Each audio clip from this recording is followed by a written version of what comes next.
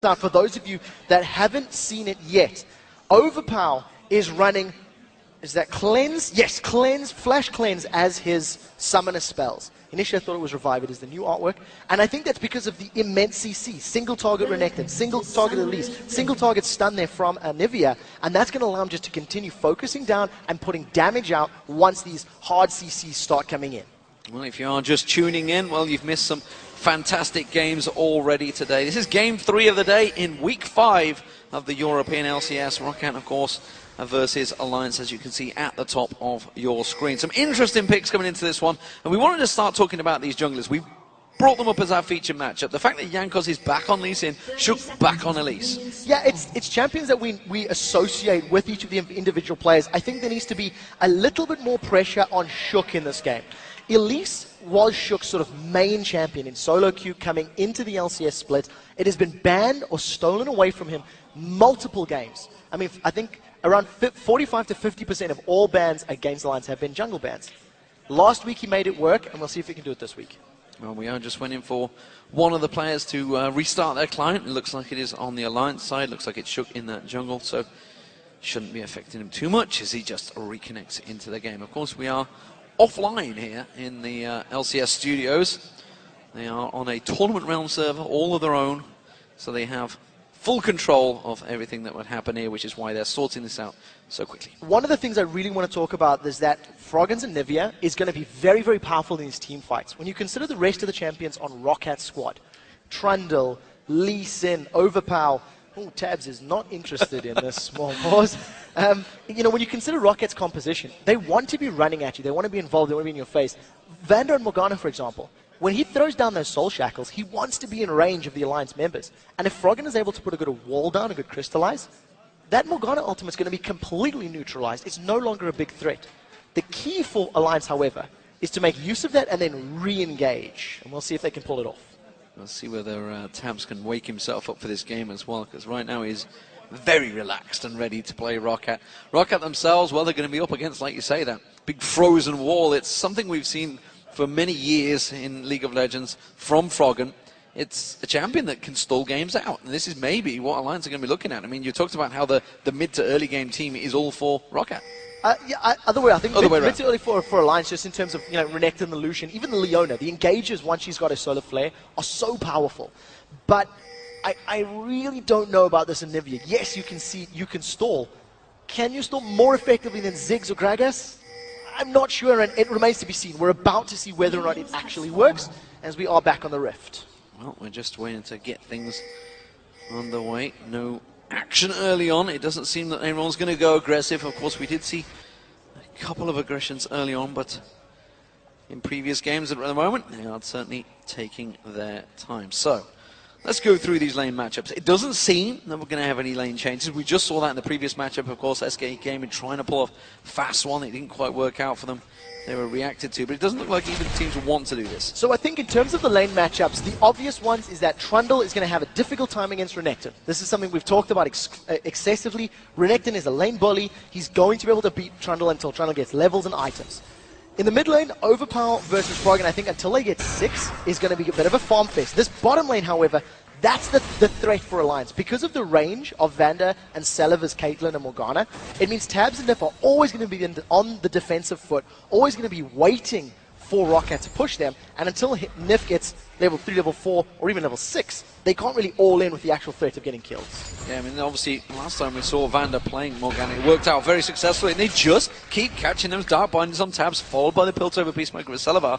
It's a great combo. Yeah, it's working out very well for them. And Vander, 2 for 2 on those Dark Bindings, he's going to be able to keep forcing Alliance backwards, keep focusing Tabs down.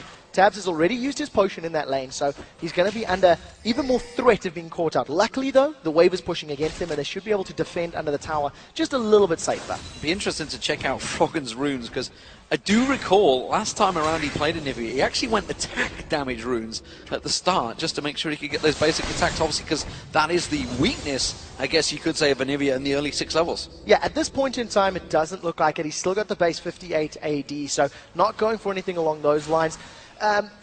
Froggen builds Anivia uniquely to the game setup. We've seen him actually build Warmog's armors, you know, in games like this. Used to be his first item. Correct.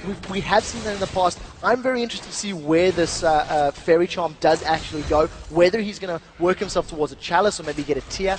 Anivia is one of those champions that really needs items and levels also to scale up because of how dependent she is on her mana pool.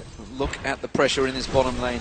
Double the CS almost already by Silver, really putting pressure on this bottom lane. Yeah, and it's going to continue this way until Nif hits level 6, until Nif gets the ability to all in and actually get kills, or Shook comes to gank. Silver and Vander will continue to focus down this wave, shoving it up as much as they can. They know that Shook is going to be around level 3, level 4, and we haven't seen him show himself for a gank yet, so Silver and Vander do have to be a little bit careful, because there is the threat of being caught out by that Zenith Blade, plus Cocoon, plus damage from Tabs' Lucian. And let's talk about the coin, because Vander's starting off a little bit different here from the standard. We're obviously so used to seeing the Doran's Blade starts these days in Europe that we generally just suddenly realise, oh wait, he's gone for the coin. Yeah, it's such a safe lane for Vander. He's not at threat of being poked down. He outranges Leona, Caitlyn outranges Lucian, and because they know that they're going to keep Tabs and Nif down, he's just going to start that GP10 earlier, start building himself up towards a stronger mid-game, and I think it's very smart itemization. We've heard how in the past, you know, in actual fact, it was the ROCCAT guys saying how they could afford to go for the Relic Shield as opening item because they weren't a threat. They didn't need the stats of that as Dorans. Well, both junglers have returned to base. They're coming back out. They're both picking up that Spirit Stone. I don't know. I think it's a new item I just made up. They also went for the boots, of course, and a ward. So we'll see whether they go aggressive. These are two aggressive champions. They're already up to level 4.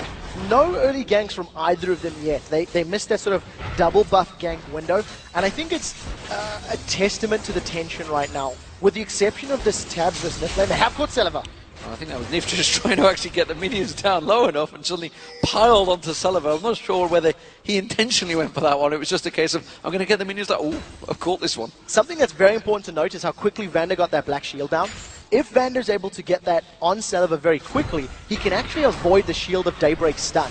And that'll be very important for Sullivan to either back away, get out cleanly, and also continue replying with damage. Well, Jankos is the first to try and visit one of the lanes, and it seems they're going to try and 3-stack it here. They did just capture Piltover and Dark Binding onto Nif, and they realised obviously the AD carry had backed away Tabs because he's got that Vampiric Scepter, so they're going to try and push this lane as quick as possible, but you see Tabs, he's reacted fast enough. Yeah, whenever you've got an AD carry like Caitlyn on your team, and you've got that very big range disparity against your opponents, you can afford to try and force this tower down. Remember, the bottom lane towers are weaker than the other lanes, so it gives you an advantage if you can get it. Didn't work out on this wave, but that tower is incredibly low. So if Sullivan and Vander keep that focused attention up, the tower will drop soon. Jankos has done enough. Meanwhile, in the mid lane, we see the level 6 being reached by both Overpow and Froggen himself. They start clearing those waves, but you see Overpow.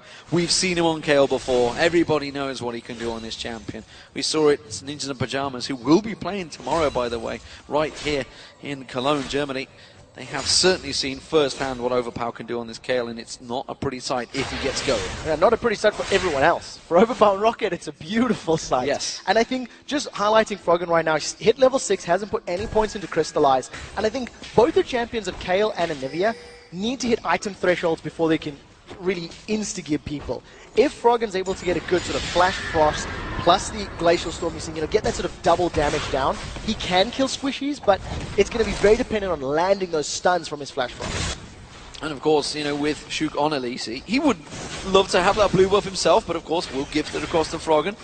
It is going to be similar, but Jankos, well, he's not too worried about the blue buff, that's for sure. Doesn't really need it for the cooldowns too much. Doesn't need it yet. And the reason I say that, as a team, ROCCAT love to invade and challenge for blue buffs. They love to fight their opponent's blue buff and pick fights around that area, get vision control and challenge for it. And against a mid lane champion like Anivia, there's going to be added emphasis for ROCCAT to gain control of that area of the map. Not only will it help them with Dragon, but it'll help them prevent Froggen getting more powerful early on. We should also mention this is 4.1 still, by the way, ladies and gentlemen. 4.1. So Kale still very strong in this champion. Still very strong in 4.2, let's be fair, but not the ability power 1.0 Q that Deficios love to mention, and probably the reason he got nerfed. Yeah, his fault indeed for everyone out there wondering what happened. We do see a quick trade between Xaxis and Wicked, and as we've talked about, Trundle losing to Renekton early on. It's only about an 11 CS difference right now, which isn't the strongest. What Wicked needs to do is get himself either a kill or get a lot of damage on that tower to really make that CS lead count. If it's only a minute CS lead by the 15-20 minute mark when the team fights start happening and Zaza starts teleporting around the map, it's going to be irrelevant that you had that strong early game and you didn't take advantage of it. Well, speaking of the top laners, let's touch on the fact that obviously Zazas has got the teleport. This is something he's run a number of times, has just teleported back towards the top, so it's going to actually be going to be a cooldown for quite a while, so don't expect any Dragon Sight anytime soon. Wicked didn't go for that, so what are we thinking here? I mean, because Zazas, we've seen him split pushing like a hero so many times for ROCCAT already in the LCS. Is Wicked just going to have to sit and fight in the whole way, or is he going to be able to maneuver for his team? They've got slightly different roles, I feel. You know, when you pick a Trundle into a game, it's to be somewhat of a tank killer, you know, steal those stats away, as well as be a high utility damage-soaking force in team fights. Throw those pillars down, get your frozen domain, really run circles around your enemies. When you play Renekton, on the other hand, you tend to be a little bit more kill-centric. You can see the Tiamat has already been picked up with the Ignite as well. If Wicked can get to Saliver, get to the backline and kill him, he's done his job. Zazas, on the other hand, he's going to fulfill a different purpose. He has to interrupt Alliance, make their lives difficult, and get in the way of Alliance's abilities. You can see already Wicked just testing the waters there with that Tiamat on Zazas. I was just realising he picked it up and suddenly steps away a little bit. And that chain vest, he should be perfectly fine in that matchup so far. We haven't seen a great deal of action across any of the lanes so far, despite the fact, like we mentioned, two very aggressive junglers. They haven't gone for the kills, they haven't gone to the top. They did once make an appearance down the bottom, but that is about it. Both teams happy to farm it out. I think they're both playing for the late game, and this is, in my opinion, favoring ROCCAT. I feel like ROCCAT's comp is going to scale a little bit more. You know, we're looking at these items, looking at the slower laning phase. You touched on the fact Tiamat has been picked up by Wicked. We see the makings of what appears to be a Bilgewater Cutlass for Zazas. When we've seen Blade of the Rune King's been picked up on Trundle. Oh, they've caught out Saliver. They're going straight in towards him, but Saliver immediately, like you mentioned, Vander, that Black Shield so fast on towards him. Very quick reactions, and it's kind of what we've come to expect from Vander. Really one of the highlights, one of the top support players that has joined the league this season. Yeah, one of the things that Alliance need to be careful of, Saliver's working with a BF sword to the Vamp Scepter of Tabs. So just in terms of raw auto attack damage, the advantage is definitely in favor of Saliver. He throws down the ace in the hole once again just to try to get some lane control. They dive on Vander. Going back on towards him, Nif just trying to cause himself a problem there. Is that Shield of Daybreak, like you mentioned, on Vander. Do manage to get the stun out on this time. And instead, Saliver trading with Tabs. The aggression's starting to come out here from Alliance. This is Nif hitting level 7. Notice now how Saliver and Vander are playing this lane. They're a lot more defensive. They're sitting at their tower because they actually can't afford to get caught out. If Nif gets a good chain of CC down and the culling catches on Saliver, he will die. Culling being physical damage, Black Shield's not going to block it, and Vander's not going to offer a whole lot in the way of, you know, preventing the burst from killing his AD carry. He's also lacking boots, which is why he's about to back off and buy. The speed was with Alliance. Warding on towards the Dragon here. This could be a start off for Alliance. They may be maneuvering for position here. They spotted Saliver going back. Now we'll see how quickly they can take this one down with the help of Elise and his Spiderlings. They should be very efficient. Froggen most likely going to throw down that Glacial Storm, and that's a very good call from Alliance. They knew the teleports had been used, Zazas had used it in the top lane. They knew that the ROCCAT's bottom lane was backing, and that was just a great, decisive in-game leadership call. Fast calls, and that's something that worked out very well for Alliance last week. However, it has been hit and miss between the two. Jankos going for the early, the little invade there, getting that ward down, so he's getting coverage of that top lane. That's maybe going to start signaling a gank on this top lane. Well, we'll see what Jankos can do. Wicked has gone in, does have his flash and dominance. Here comes Jankos from the side. Look for the Sonic Wave. Is he going to go towards it? No. Wicked dodging that one pretty quickly with the slice. Yeah, so we looked at the Sonic Wave. It was pretty, but it didn't connect. So unfortunately, Jankos needs to back away. He didn't have a ward to throw down either, so that sort of insect maneuver of jumping in front of a target and kicking back didn't happen. That's the first attempt I feel we've actually seen in lane from either Jankos and Shook. And I think in that regard, Shook's doing very well. He hasn't given anything up. He hasn't necessarily helped gain anything, but Elise is going to do much better. They've caught Saliver. Going Solar Flare straight on towards Saliver. They do get the lockup. There's going to be Shield to Daybreak. He's going to be caught very low, but it's not enough damage to follow through there. Tabs just wasn't close enough. And very importantly, Vander actually threw that Dark Binding past Nif to try catch Tabs out. I think if Tabs had been 1 or 2 steps further, it may actually have caught him out. Nevertheless, Saliver gets out a little safely, but that was way too close. He shouldn't have been overextended without his support nearby. And I think good play by Nif to try make something happen, but it just didn't pay off that time. We'll see how much damage Alliance can put down towards this tower. At the moment, they are focusing going towards the red buff, so potentially going to not bother pushing that tower. They're happy to keep the lane out, and they're actually making a maneuver for the middle lane. They're going to try and go for overpower. Yeah, there's a lot of members of Alliance starting to group up here on the lane. I think they feel like they can just brute force their way in. It's working out. Tabs, with that BF sword and the help of Shook, they're on the turret. Jankos is going to reply, but he's a little late. Yeah, the Cocoon not landing on overpower. I think that would have been a signal for Alliance to dive on him, but instead they don't manage to get him. They just all step away from that one. They got a good chunk of damage. Wicked caught out in between the turrets here, trying to get aggressive, trying to farm between the lanes, but it's not really working out for him. No, not this time round. And I think what Alliance were doing there was very smart, because Tabs and Nif had shoved the wave into ROCCAT's tower. So by forcing Sullivan Vander to actually react to defend that mid lane, which they did, they lost some CS. They lost some of their opponent's creeps. They lost gold, they lost experience, and now Tabs and Nif are going to be returning to this lane once they group up, and they're going to continue pushing it down. So I think that was, once again, very good decision making. They didn't get the tower, but they got a lot of damage down, and if they rinse and repeat again in the next couple of minutes, they should be able to secure the tower. This time around, Shook sneaking in towards the top there. Dominus is about to wear off from Wicked, so maybe going to try and bait this one out here, but I think Zazas may well smell it, realising, why is Wicked going so aggressive on me? He is starting to try and turn it away and just waiting for a good, clean Cocoon to be fired off from Shook, but it doesn't seem it's going to happen. So Zazas doesn't have a lot of mana. He doesn't have Subjugate available either. Now, Cocoon's going to connect. He does manage to land. He goes in, sinks the bangs down. Zazas quickly pops that ultimate down and backs away. Yeah, Zazas forced a flash instantly. Not his ultimate. Not his ultimate, just the Frozen Domain, get the additional movement speed. But I think it was the smart decision. If the Renekton stun had landed, with Wicked having his Ignite available, there was kill potential in the kill thread. We do see Jankos now trying to do the same, but a ward spotted him out, which means they're just going to rotate back down. Blue buff should be able, but it's about 30 seconds, 40 seconds away. I feel it's why they're going for the white. We did see overpower. He's also taking the wolves as well, so a lot of farm being stolen away from Jankos. 2 teleports have been used now by Zazas, both return to lane, and with Zazas having the Chain Vest and the Blade of the Rune King, I think his kill potential is going to be higher on Wicked. Wicked's got the makings of a Sunfire Cape, but that's not going to defend against the magic damage of that Blade of the Rune King, which allows you to chunk down percentage HP. So in this lane setup, now that we've hit a level 11, both of these laners hitting around 150 CS, Zazas has done a great job. Zazas has done a great job of surviving the lane phase, and now I actually think he's powerful enough to win fights and trades with Wicked. Well, at the moment, the Glacial Storm just being used consistently to farm out overpower. Very much reading the situation. Nif had tried to sneak up that river and try and get a catch on him, but there was a ward placed in that bush which gave him away.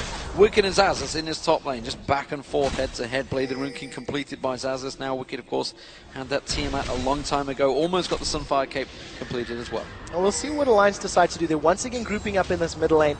We do see that Celiva is heavily pushing that bottom lane, taking that side lane farm, and this should result in a time if they stick around. But Alliance playing it very, very safe. They don't want to get caught out by a potential engage by either Shook or Vander. They had no idea where Shook was at that instance. Well, that was the second time they've chosen. Froggen ready and waiting in this push. This time around they could go for it. This is going to have the help though. Jankos, he's coming up there. Are they going to have enough damage on towards Zazas? They're going to take him low. Hasn't got that ultimate, and he just easy kill. First blood for Froggen on Anivia. Landed absolutely every ability. I actually think Wicked played that one perfectly. He waited for the Subjugate to come down from Zazas. Most likely called out that Pillar of Ice had been used, and just such a great Flash Frost. Froggen throws out the Q, predicts where Zazas is going, and easily grabs not only the kill, but the first tower of the game here in favor of Alliance. And that was a long time coming. You saw the averages popping up there in the 6 to 7 minute frame. That was 17 minutes before first blood. What are they going to do with it? Both teams have farmed up heavily. The fact that they're just leaving the lane phase is now at 150 plus CS. This is going to be a slow one. Maybe it's going to transition very quickly, though. I think it's going to be very explosive once they start fighting around Dragons. You see, Overpower is already dueling Nif, gets 2 or 3 auto attacks down and makes him lose 50% of his HP. Had a Dark Binding connected or the Sonic Wave, that could have been a kill which could result in the tower. So the potential for explosive action is very high now that all of these champions have hit a nice power threshold.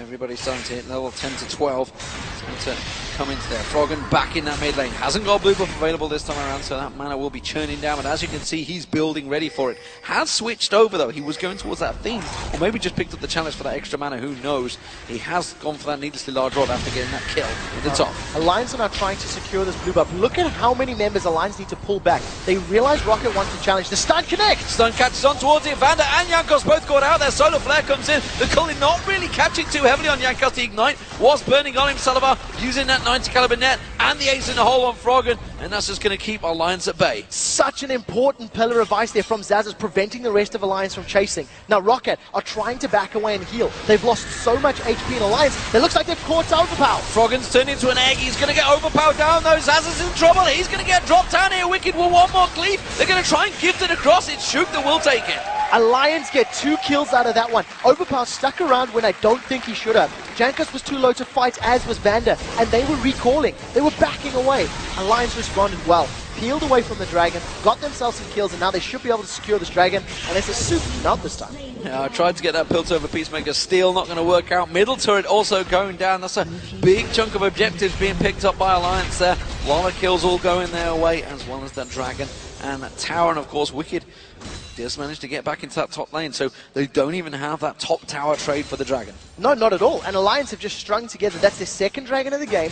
They got themselves a tower and they got themselves a couple of kills. And if you look where the kills are situated, it is on Shook's Elise, Froggen's Anivia, and Tabs' Lucian, which is the carries you really want. Elise is going to scale so well with some kills and some gold. Got the makings of that Haunting Guise being completed as well.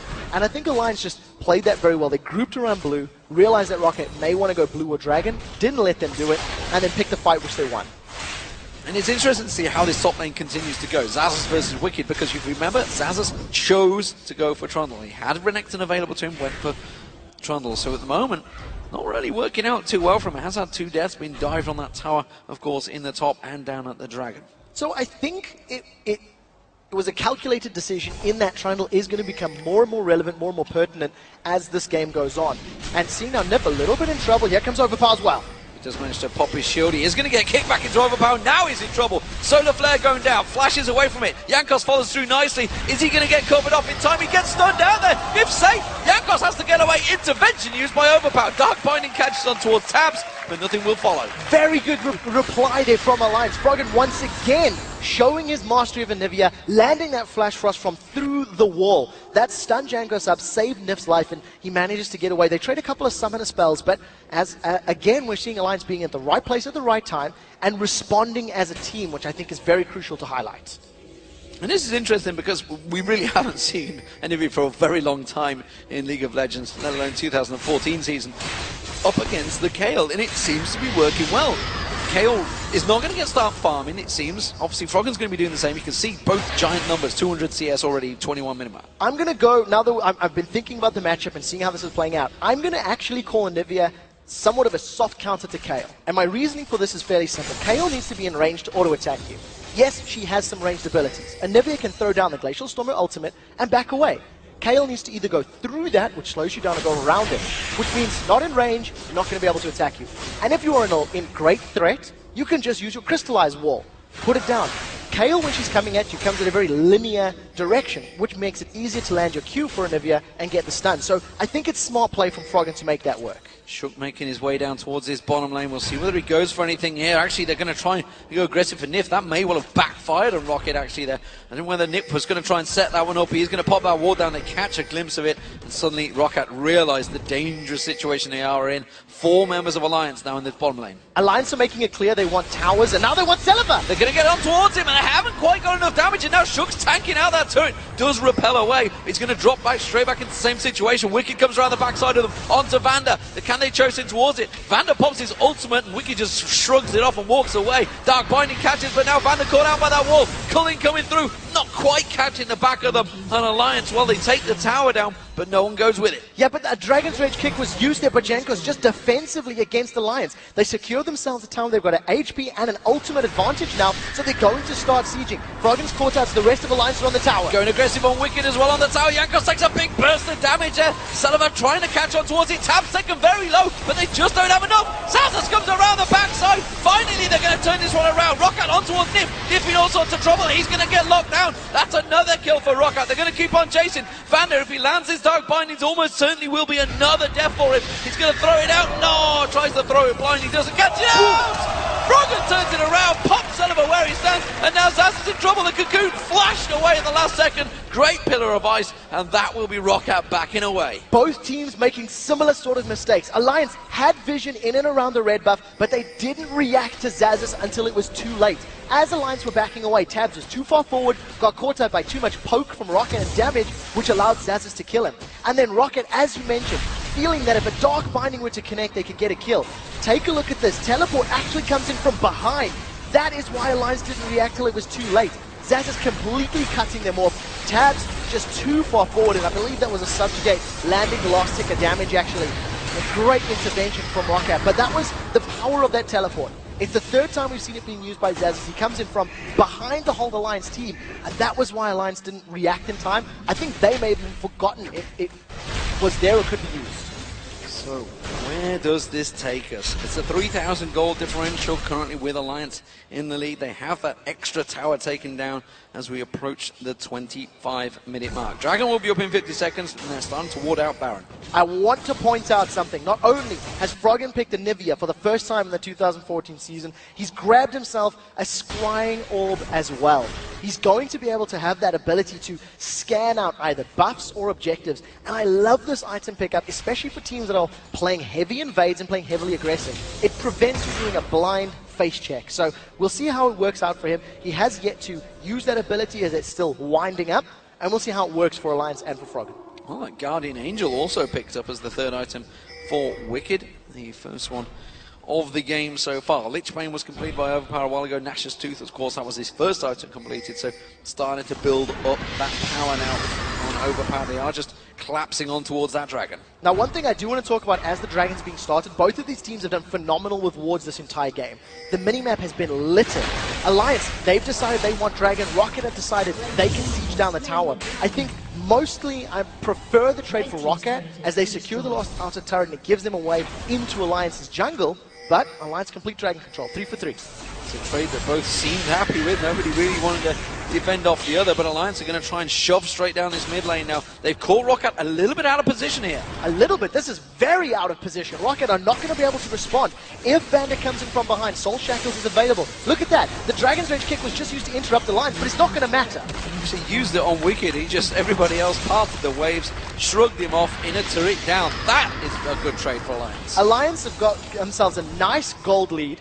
And I think with Wicked going for Guardian Angel and the power of Anivia in these team fights, this is going to be scary. Solar Flare catching out Vander and Sullivan. That means the Zazas and Jankos have actually been separated. Remember, that Dragon Rage kick was already used by Jankos, but he's going to follow it through. Tries to go in there. Great pillar of ice, locking up Wicked and Shook here. Wicked and Shook just taking all of the damage now. That's going to be Vander popping his ultimate off there, but that's a Guardian Angel on Wicked. He's just going to come back to life. Shook chasing away as well. ROCCAT really just forcing off Alliance. They do catch a Dark Binding on towards Wicked, but not much else. Two things. Froggen was untouched and had a full mana bar. Jankos had jumped into the middle of that fight, and because he didn't have his Dragon Rage available, had no option to kick a member of Alliance towards his team. You highlighted how important that Pillar of Ice was. It locked up Alliance in that area, but again, the zone control and the damage that Anivia offers prevented the rest of ROCCAT from getting in. You've got a melee Trundle, melee Lee Sin that has to get through all of Anivia's slow, all of Anivia's walls, and it just simply wasn't capable there for ROCCAT. They couldn't pull it off.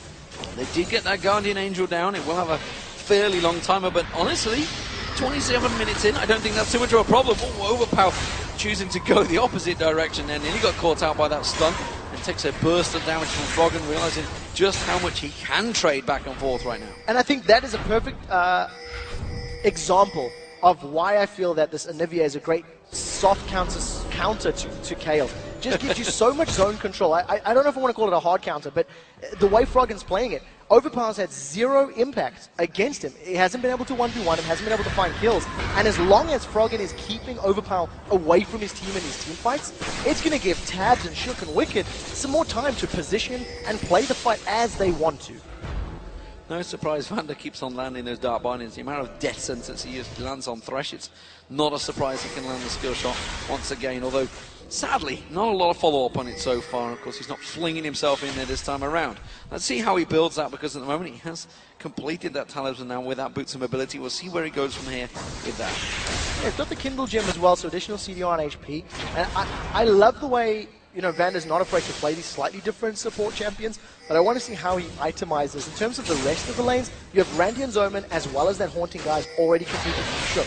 In comparison, Jankos is only working with that Locket of the Iron Solari, so he's quite a bit behind in terms of raw survivability as well as tankiness. However, if he gets a good Locket off, that can help against the burst that Froggen's putting down, but ideally ROCCAT don't want to be grouped up against that AoE damage. Tabs could be in trouble. He's in a lot of trouble here. It's going to be Overpower coming around. Not a lot Tabs can do about it. He can flash away. He's going to turn the Cullen, but in comes Nip. In comes Shook. In comes Froggen. Everybody piling on to Jankos, and he gets dropped. Now Overpower's going to be chasing there. Shook, can he land the cocoon? Will he spit out that poison? Froggen caught with a brilliant dark bind in the game from Branda, and that just in the tower range. Now we do see Zazas has been split pushing himself. He's pushed the wave all the way up to the top. They've dived! They've dived on towards Overpower, but again, that Dark Shield rune jobs doing his worth, and Vanda does manage to keep them at bay. The stun comes out. Oh, Vanda just sidestepping in. That is the inner turret in the top lane going down, though. The bottom lane, sorry. But there's now the inhibitor turret. What are you going to do, Zazas? He's teleporting in, but it's too late. Yeah, there's nothing they can do. Tower drops, and Zazas and Overpower trying to find something to do on the way out, but they can't catch members of Alliance. That was a very good combo. Zazas and Vanda, they're going to carry on chasing. The stun's got Vanda. He's going to throw the Dark Binding out, but again, there's no follow-up. This time, Overpower coming around the side, but he doesn't want to 5v1 this one. He does throw out the Q, landing on towards Nif. Dark Binding goes up to Nif as well. Nif taking everything here, but his team just step up, cover him off. Intervention on Overpower, just about saving his skin. Vanda going to follow through. Dark Binding will be back up in a moment, but he hasn't got the range anymore, and it's going to be Alliance that will back away. Pillar of Ice is available in just a moment, but again, great crowd control. Shook doing the job. Yeah, the Crystallize is going to throw them up, but look at the side. Overpower's going to be flanking. Overpower chased down. Now Alliance are in trouble. This could be carnage. This could be an ace. And there's going to be Alliance in trouble. They're caught out in the bush. Look at the side here. That's going to be Nif locking him down. It is going to be one kill for Tabs. Can he get a second of Vanda? Yes, he can. It will be the death of him. Or will it? He's on towards him. Jankos locks on towards him. Froggen doing what he can to keep him at bay. I don't believe the wall comes in. But Celebar finally finishes it off. Froggen with no mana. He's just running for his life now. Can Jankos stop him down? Can they close him in? He does get to the tower safety. So they end up trading 4 for 2 in that extremely extended fight. ROCCAT lose 2 towers in that top lane, but are able to push Alliance backwards, fight all the way through that crowd control. You have to give props to Tabs. In that situation, he focused Overpower, got him down, knowing that the intervention wasn't available. Now with 3-man ROCCAT are going to try tank up this Baron and drop it. Froggen's going to should be able to get in range. Maybe, but I think ROCCAT can get this one. They've got Smite available. Froggen is heading straight for it. There is a ward spotting him off at the side there. They've got to be ready and waiting for it, but with that Smite available, you would assume that Elysian can lock it up. He will take it out there. Stun though straight away. Not going to be enough from Froggen. So Baron secured for ROCCAT. They now have a small edge in terms of the fighting. They've got statistical advantage, they've got the regen advantage, and that may help them out against those prolonged fights. During the course of that massive run from the inhibitor to the top lane, all of the members of ROCCAT ran out of energy, ran out of mana, and were running low on HP. If you rinse and repeat that, it's going to give them a massive advantage. Dragon has been started by Alliance. I don't know if ROCCAT can challenge it very far away for us. We've got 3 members close enough. It's only going to be a Dark Binding. Landed on Nif, and that will not follow through. Overpower sensing out Tabs there, but Tabs already backing off. So, that is all for Dragon so far for Alliance, but of course, as you mentioned, that Baron going to ROCCAT. Let's see what they do with it. I think ROCCAT need to find a way to once again flank Alliance. You've seen how impactful it was in that previous fight. Overpower came in from the forest, the bush on his side, cutting into the lane and splitting Alliance up. He managed to cut across the blue buff area through the river, once again coming in behind the members of Alliance. And when Zazas or Overpower can do that, split them up, get a lot of damage down, Alliance don't have a response. If you cast your minds back to the bottom lane fight, Zazas teleport behind him and created such a ruckus that Alliance couldn't respond. That has to be the way ROCCAT pull themselves back, by winning a team fight and then getting objectives. Well, let's talk about both these AD carries, because they've got very similar builds, of course. I'd say that was Trinity Force, Bloodthirster, and Last Whisper. Meanwhile, Static Shield, Last Whisper, and Bloodthirster for Celebar. Who is going to be the more stronger? Who is going to be stronger? Is the word I'm after. Come the end of the game. I actually think the longer the game goes, the more impact I feel that Celebar's Caitlyn will have because of her long range and the fact that she's a little bit safer than Tabs. However, Tabs is going to be a little bit better in those 1v1 situations. His kit and the range in his culling makes him very, very useful. while he's backing out of a fight, while he's trying to siege down. These are actually very standard builds. And with Celebi now grabbing himself that Banshee's Veil, whereas Tabs is going to the Glass Cannon with another BF sword, the survivability that Celebi has now gained himself, he's going to avoid one of the stuns, avoid a cocoon, you know, he's not going to be instantly popped once Leona gets a Zenith Blade because he's going to have that shield to block one of those CCs. We'll see what develops in this one at the moment. Wicked and Tab's in his top lane. We do see Zazas there, but he's already stepping away. As it is, ROCCAT haven't chosen to group up yet, even despite having this Baron buff for the last 2 minutes. I think ROCCAT are, well, first of all, they're playing from behind. They have to make up the goal difference, and you can do that by farming. In addition, they're scared of the 5v5 power of Alliance. No stun connects or no fights. I also want to highlight the fact that Zeke's Herald has been picked up by Vanda. He's going to give some additional lifesteal to the heavy auto-attack team of Kayle, Lee Sin, and Trundle. So, once again, smart itemization making his overall teamfight presence felt even more by giving his team that aura. We see Overpower down this bottom lane. Ready and waiting, of course. Remember, they did take down that inner turret in the bottom lane. Zazas did that solo, while the rest of ROCCAT were defending that top lane of their own, and they are starting to push on towards this inhibitor turret, maybe going to buy them time to that top inner. So ROCCAT are split pushing right now. They've got a 1-3-1 push in the top, mid, and bottom lanes, and because of the mobility of Kayle having that additional speed boost she can throw in herself, and the fact that Zazas can teleport in, I'm expecting them to look for an opportunity, look for a fight, and then rely on Zazas or Overpower to join the fight from the side to do that flanking maneuver we talked about. Look at how Overpower is now roaming into this mid lane, and Zazas is being held off by Wicked. If they were to start a fight, a teleport from Zazas would give ROCCAT the advantage if it were immediately to happen. Well, Wicked is not doing too well in the trade so far. He's already lost half his hit points as they keep going back and forward. That's why Tabs is going to go up there. Now they're going to try and trade on towards him. They're going in towards Zazas. Can they get him picked down? They're going to try and force the pressure. But while this is all happening, of course, the middle lane is now under pressure because that's where ROCCAT are going, as well as that bottom lane. Yeah, the rest of ROCCAT need to respond to this. You can see Overpower moving to the mid lane. Dominus is not available from Wicked, so they get a lot of damage on that tower. But the moment that Wicked gets into vision from that red buff, ROCCAT back away. So this is a safe, smart siege. Keep in mind that their Baron buff has just worn out, so there's that additional regen is no longer there, and there is still, 3,000 gold done. I think realistically it's evened out. Wicked cannot stop that push from Zazas in the top lane. He's losing health, as you mentioned. He's already used Dominus to try and stay alive up there. Meanwhile, we see Jankos again tanking out that turret, buying time for Celebi to keep on hitting. And so smart, he's standing right on top of that Yordle snap trap, so if anybody tries to commit to him, they will be locked up in CCs, which will allow the rest of the team to react.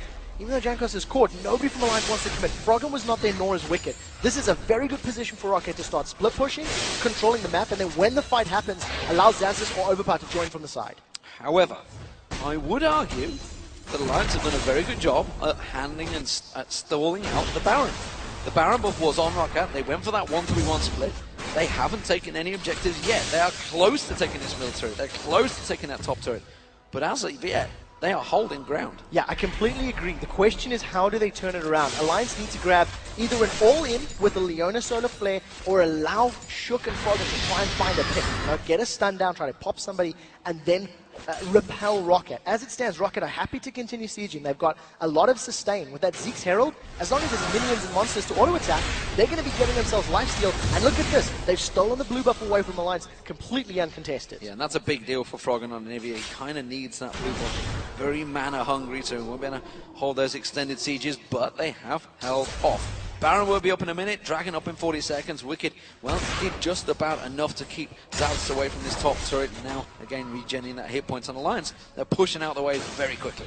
Alliance have to, because of the fact that their wave clear is very dependent on having Froggen alive at the tower. He can defend well. Tabs and Shook do a good job against the three members of ROCCAT, but we didn't see sort of an all-in fight. And we highlighted how impactful the Nivea pickup can be at stalling the game, getting you to late, defending those towers. If anybody knows how to stall games and get you to late on a Nivea, Froggen is the man. He's written the book on how to get to the 40, 50-minute matches, and that's where we find ourselves now. Yeah, it is going to be Baron vision that they're going to start fighting for. You can see Sullivan back in his mid lane with that static chip doing work. Banshee's Veil now picked up as well, so make sure he keeps those waves cleared and doesn't get caught out by Shook, who is trying to sneak around that side. So we do see that Froggen is still sitting with that Scrying Orb trinket. If I'm brutally honest, we haven't seen a super clear-cut case of it being more beneficial than having, say, a Sleeping Link or a Ward himself, but they've been defending, they've been sitting on the back line, waiting for that Baron to wear off, so it hasn't been needed. Now that Alliance are starting to roam around the map, we'll see how it gets used. It is available for Froggen to cast. Dragon is up, Baron is up. There are targets there it would be appropriate to use. Yeah, I was wondering whether Xaxus was contemplating maybe soloing that Dragon down. He certainly could do, but instead chooses to make sure he's topped off with life. You see Overpower once again heading off towards that bottom lane. Ace in the hole used on Wicked really doesn't dent him too heavily.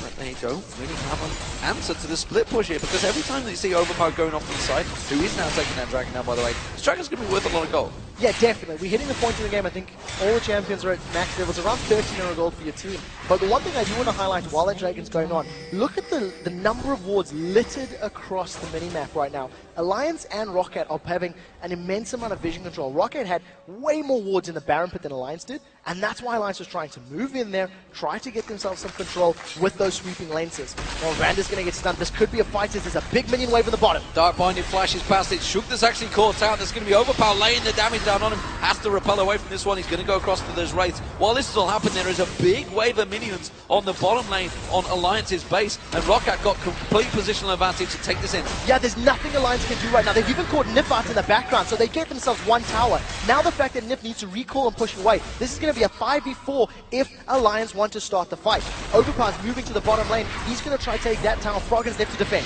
He is just going to get caught out, and again, that was a bit of damage. Sullivan taking every chance he can to shoot the towers, which is I absolutely love, because so often you see the AD carries not putting themselves in the tiniest position to get a hits on the tower. Instead, Alliance do push them out, but they lost that one in a turret as well as the Dragon. Now, something that we haven't necessarily touched on yet, which I think is important to note, with the combination of Trundle and Kale, when they get onto a target, they shred their defensive statistics. We do see Alliance. They realize they're in a powerful position. They want to start this Baron off. There's not enough members of ROCCAT to defend it. They've caught Xaxus. They're going onto Xaxus. Xaxus flashes away from that one. They're keeping on that Baron. Now they're going to try and peel, but Tab's taken low already. Look at the damage coming out from Xaxus. Overpower joins the party and just cleaves him down. Now they're going on towards Nip. Nip getting dropped like a sack of spuds. Shoot goes down as well, and now Ace in the hole will finish the job on Nip.